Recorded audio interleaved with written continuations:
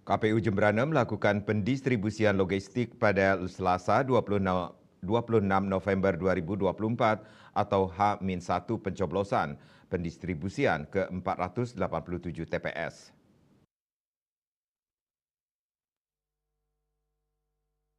KPU pada Senin 25 November masih melakukan pengepakan logistik di luar kotak suara, seperti pengumuman larangan membawa handphone atau alat perekam ke dalam bilik suara. Ketua KPU Jemberana Iketut Adi Sanjaya seusai peninjauan persiapan di gudang logistik menegaskan pemilih tidak boleh membawa handphone ke dalam bilik suara. Tujuannya agar tidak ada aktivitas perekaman ataupun pengambilan foto di dalam bilik suara. Panitia TPS, pengawas, dan saksi akan memastikan agar handphone atau alat perekam lainnya tidak dibawa ke dalam bilik. KPU Jemberana menyiapkan 19 truk untuk mendistribusikan logistik ke seluruh kecamatan. KPU juga akan mengecek keseluruhan armada agar dilengkapi dengan terpal untuk menghindari hujan.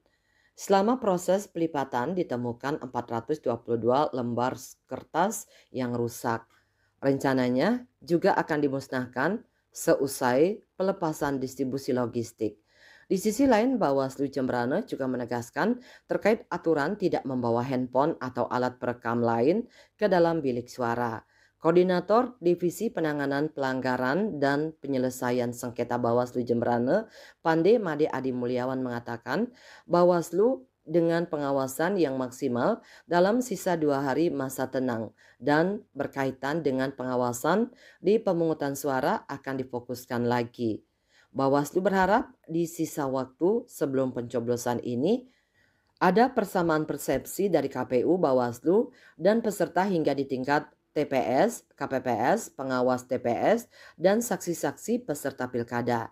Terkait dengan aturan tersebut, Bawaslu akan mengefektifkan sisa waktu 2 hari masa tenang untuk melakukan langkah-langkah atau upaya yang sekiranya bisa meminimalisir terjadinya persoalan. Surya Dharma, Bali Pos melaporkan.